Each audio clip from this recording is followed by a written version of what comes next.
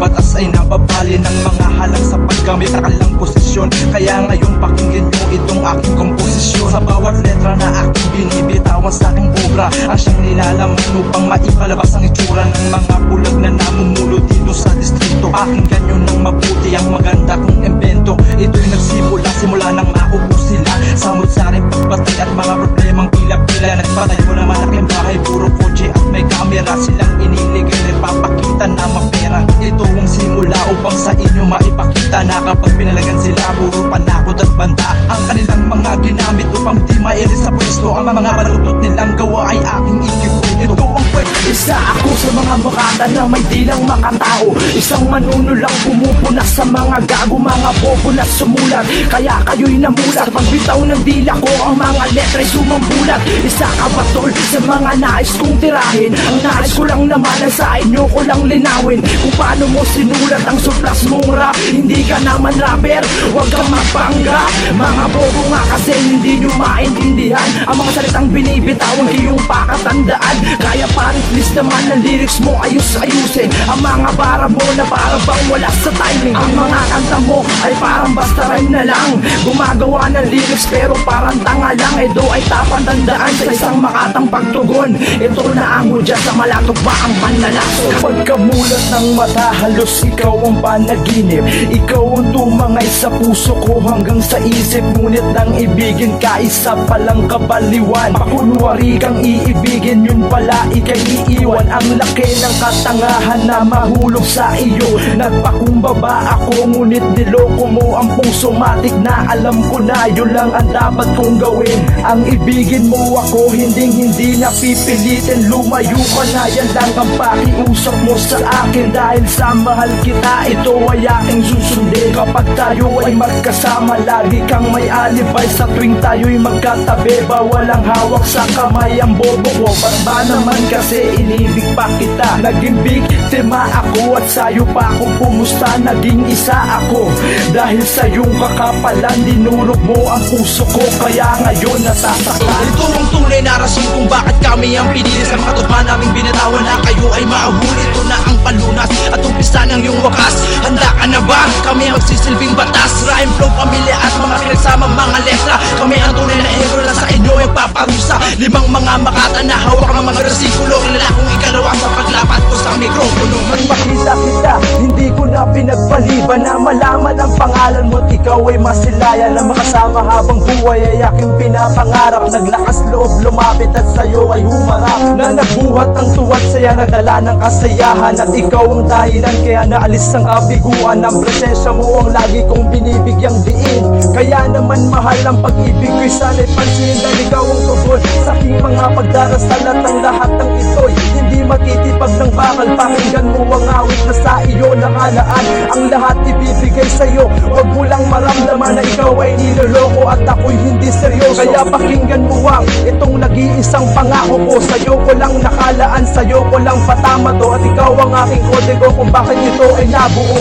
Sisimulan ko ang istorya ng una kitang makita ng aking mapansin ang islap sa iyong mata. Pagkat ako ay nabighani sa taglay na ganda mo, na para bang ako sa rayot ay pinagbabato. Akala ko noon hindi na ako makakakita ng isang katulad mo na sa akin ay tumatalima. Pagkat sa piling mo natatamo ko lang ang kasiyahan. At wala na akong bake kung dumating ang kamalasan. At hindi papansinin kahit ikay may kapintasan. At ang sugat sa aking puso ay iyong nilulunasan. At ayos lang sa akin ang sahig nyo ay punasan. At hindi magagawa na ikay aking iwasan. At aking titiisin kahit na ako'y bangasan. Upang ang pagmamahal ko sa iyo ay mapakita. At tanging inaasam sa iyo ay mabalita. Walang ibang mamahalin, ikaw lamang. Isa ako sa mga dilubyong binuo ng pantugma. Hinuhubog ang mga bara, ginagamit ng pandigma. Tinutuklas sa mga letra upang gamitin kung sandata sa mga kalabang walang alam sa ating sistema. Bilang ako sa mga makata na ang rap ay hinahamon. Sa mga bulaang nagkalasan kapag ako na ang bumangon. Hawak namin ang versikulo ang gagamitin ko na liriko. Ako ang tinaguraang pumapatay sa mga kritiko. Ako ang ikalawa kasama Kasama pa si Padino 13. Dalawa kami sa mga makatang nagtitigasan sa Cavite. Hindi nyo mapipigilan sa pagbaon ng aking rima sa inyong mga dibdib sa pagsaksak ko ng lanseta. Dudurugin namin ang sino mang gustong humarang. Hindi nyo maaaro kahit sa dabukal na parata. Ang verbal na pag-ataka wala sa inyo magtatakasan. Sa mga libre kong bitaw walang hanggang kapangyarihan. Ano pang mumulila sa iyo? Simula pa ng mga araw na tayo ay magkalayo. At isang tagpo sa aking buhay nang ikaw ay mapawalay. At inalis ang mga kulay na nagsasabing wala ng buhay ng ating relasyon. Sabihin mo sa akin noon, ako'y naging makasarili sa iba na tuon. Ang tunay na pagmamahal at lubos na pagtingin. At sa awiting ito, nakapaloob na patawarin mo ang isang katulad kong lubos na nagsisisi. Haya ang mumuling idugtong ko ang ating pisi. At pangako ko sa'yo na hindi na muli pang uulitin. Ang proteksyonan kita, yun lang ang aking gagawin. Ang pagbabalik mo lang, yun lang ang tanging kasagutan. Dahil ikaw ang humihilong kapag ako ay nasugatan. At kahuli-hulihan nais ko sa'yong masabi na mahal kita mula sa puso at sa labi. Sa pagbitaw ko sa mikropono, magagaling na daw kayo. Sino ang niloko nyo? Brutal na maanang bubunyan. Sa ispirin yung kalong, di maintindihan. At ang letres na kong nagpapatawa. Akala mo magagaling sa paghawak ng may sa tanghalan nagpipiling.